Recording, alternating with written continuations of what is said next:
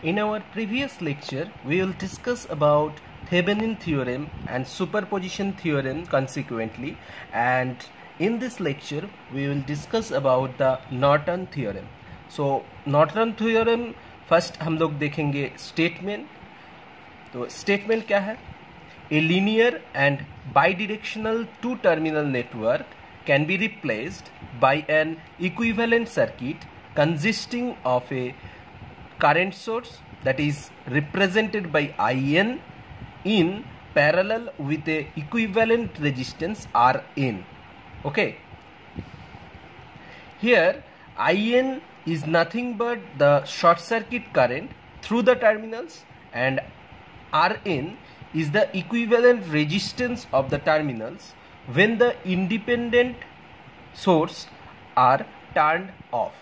Okay, सो Thevenin theorem में हम लोग जैसे देखे थे कि वहाँ पे थेवेनिन वोल्टेज था, यहाँ पे नॉर्टन थ्योरम में हम लोग देख पा रहे हैं कि current source, so I N, and वहाँ पे जैसे ही हम लोग इक्विवेलेंट रेजिस्टेंस निकाले थे, यहाँ पे हम लोग निकालेंगे इक्विवेलेंट रेजिस्टेंस. सेम ही तरीका है, जस्ट यहाँ पे आई आर एन से रिप्रेजेंट करेंगे. ओके, अब इसका एक्सप्लेनेशन देख लेते हैं. सो नॉर्टन थ्योरम का एक्सप्लेनेशन देख लेते हैं. तो कुछ इस तरीके का सर्किट डायग्राम है. सो यहाँ पे V1 और यहाँ पे V2 वोल्टेज सोर्स ले लिए, यहाँ पे R1 रेजिस्टेंस है, यहाँ पे R2 है, यहाँ पे लोड रेजिस्टेंस RL है, एंड IL इस लोड रेजिस्टेंस से करंट फ्लो हो रहा है. सो IL का वैल्यू फाइंड करना है हमको. तो कैसे करेंगे नॉर्टन थ्योरम से? सो फर्स्ट यहाँ पे करेंगे calculation of I N. So Thevenin theorem में जैसे हम लोग फर्स्ट कैलकुलेट किया किए थे, थेवेनिन थ्योरम में हम लोग कैलकुलेट किए थे VTH. ओके, तो यहाँ पे याद रखना है कि आई एन कैलकुलेट करना है. आई एन क्या है? आई एन है short circuit current through the terminal. Okay, अब आई एन कैसे कैलकुलेट करेंगे? सो आई एन कैलकुलेट करने के लिए क्या करेंगे? RL, ये जो RL है इसको शॉर्ट सर्किट कर देंगे. So remember that Thevenin theorem के लिए हम लोग क्या किए थे? उस टाइम पे हम लोग ओपन सर्किट किए थे, मतलब RL को रिमूव कर दिए थे सर्किट से. मगर इस केस के लिए हम लोग क्या करेंगे? RL को शॉर्ट सर्किट कर देंगे. मतलब ऐसे शॉर्ट सर्किट कर दिया, AB पॉइंट को शॉर्ट सर्किट कर दिया. सो ए वाला सर्किट रीड्रॉ हमने किया ऐसे. अब आई एन कैसे फाइंड करेंगे? फाइंड मेश एनालिसिस हम प्रेफर करते हैं, तो इसलिए यहां पे लिखे कि find I N by using mesh analysis. Okay, step number 2 क्या करेंगे? Calculation of R N. तो आर एन कैलकुलेट करना है. आर एन क्या है? आर एन है equivalent resistance of the terminals when the independent source are turned off. Okay, तो RN कैसे कैलकुलेट करेंगे? फर्स्ट क्या करेंगे?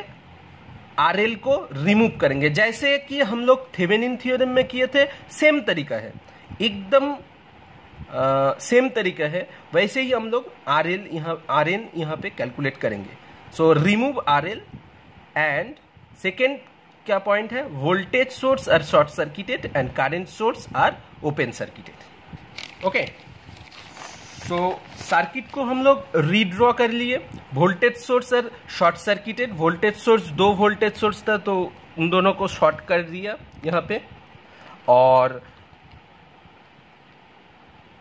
यहाँ पे RL को रिमूव भी कर दिया. सो यहाँ से AB टर्मिनल के अक्रॉस में R1 एंड R2 कैसे मतलब कनेक्टेड है? ये पैरेलली कनेक्टेड है, क्योंकि हम लोग निकल रहे हैं AB टर्मिनल के अक्रॉस में. सो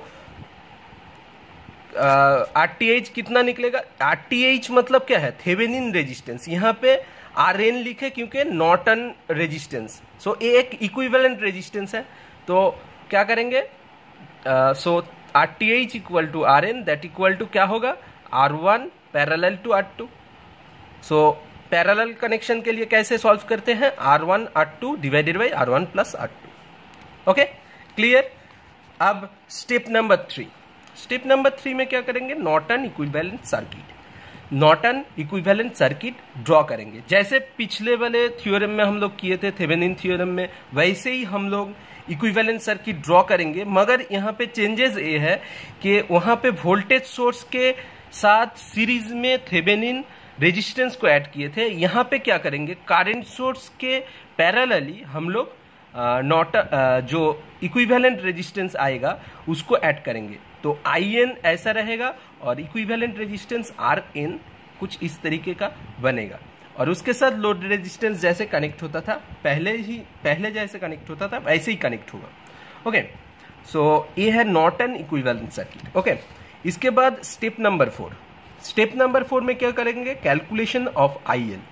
अब कैलकुलेट करना है load current by using current divider rule.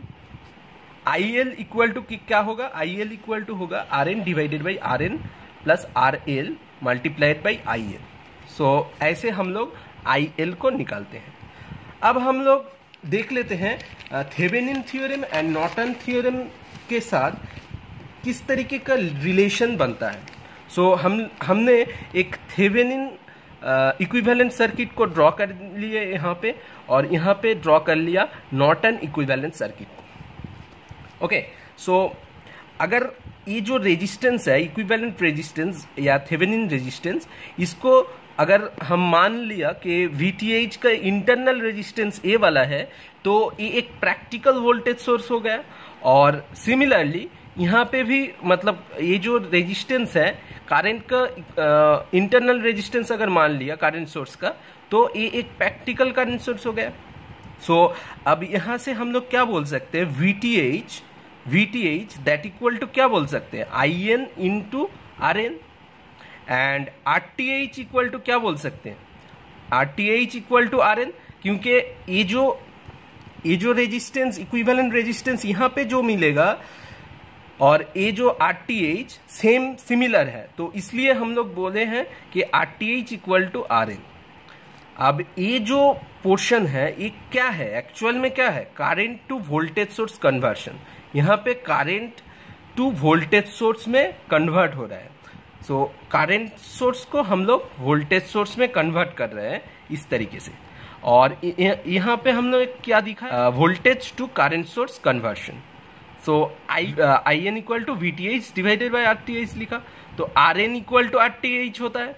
So same ही तरीका। ओके, सो अल्टीमेटली हम लोग क्या लिख सकते हैं कि RTH equal to RN that equal to VTH by IN। So ये एक्चुअल में क्या है, सोर्स ट्रांसफॉर्मेशन है। ओके, सिंपली अब एक सिंपल से एग्जांपल लेके नॉर्टन थ्योरम को समझते हैं। Number 1, find IL using Norton theorem. So यहाँ पे 24 वोल्ट सोर्स दे दिया, यहाँ पे 6 ओम रेजिस्टेंस है, यहाँ पे 3 ओम है, यहाँ पे लोड रेजिस्टेंस दे दिया 4 ओम। AB टर्मिनल के थ्रू जो IL करंट फ्लो हो रहा है उसको निकालना है नॉर्टन थ्योरम से। ओके, तो स्टेप 1 में हम लोग क्या करेंगे, कैलकुलेशन ऑफ IN को कैलकुलेट करेंगे। कैसे कैलकुलेट करेंगे, RL is short circuited. First क्या काम है, RL को, नॉर्टन थ्योरम में RL को शॉर्ट सर्किट करना है, तो शॉर्ट सर्किट कर दिया। अब करंट का डायरेक्शन हमने ऐसा मान लिया IN। सो अब ये जो शॉर्ट सर्किट करंट है इसको ही हम लोग IN बोलते हैं। तो IN इक्वल टू क्या होगा, V बाई R। V कितना है, वोल्टेज कितना है 24, और RL को शॉर्ट सर्किट कर दिया।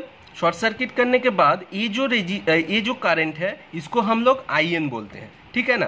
तो ये जो टर्मिनल है, इस टर्मिनल में मतलब जो करंट फ्लो होगा ये तो शॉर्ट सर्किट हो गया। सो AB टर्मिनल को शॉर्ट कर दिया, मतलब ये है कि जो करंट आ रहा था वो पूरा ही AB टर्मिनल से फ्लो हो जाएगा। और 3 ओम रेजिस्टेंस के अंदर से कितना करंट फ्लो होगा, 3 ओम रेजिस्टेंस के अंदर से जो करंट फ्लो होगा वो है 0, क्योंकि पूरा करंट ही फ्लो हो जाएगा शॉर्ट सर्किट पाथ से। ओके, तो मतलब इस हम लोग सिर्फ यहाँ पे कंसीडर करेंगे 6 ओम रेजिस्टेंस को। ओके, सो IN का वैल्यू यहाँ से निकालेंगे, IN equal to V by R।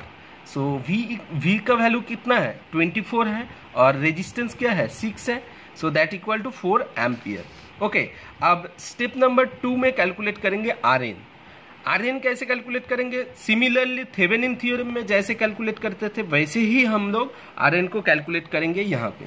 So voltage source को हम लोग क्या कर देंगे, वोल्टेज सोर्स को शॉर्ट सर्किट कर देंगे, आरएल को रिमूव कर देंगे और करंट सोर्स अगर रहेगा तो उसको ओपन सर्किट कर देंगे। ऐसे करके हम लोग आरटीएच और आरएन जो भी बोलो वो निकालना है। तो आरएन इक्वल टू क्या होगा, ये दोनों कैसे मतलब कनेक्टेड है, ये दोनों कनेक्टेड है,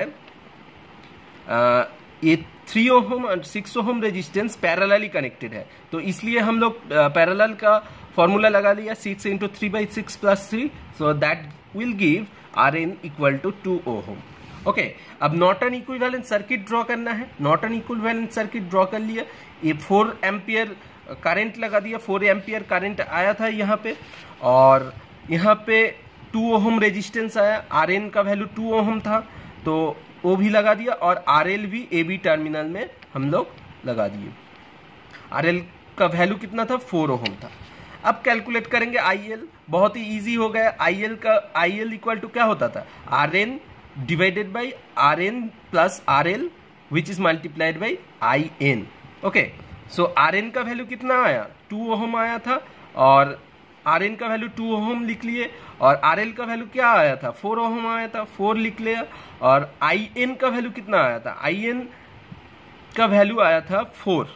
ओके, सो IN का वैल्यू 4 हमने लिख दिए, सो IN का वैल्यू 4 आया था तो 4 लिख दिया, दैट इक्वल टू कितना आया, that equal to approximately 1.333 ampere आया। So that is the answer, बहुत ही सिंपल है। Thank you.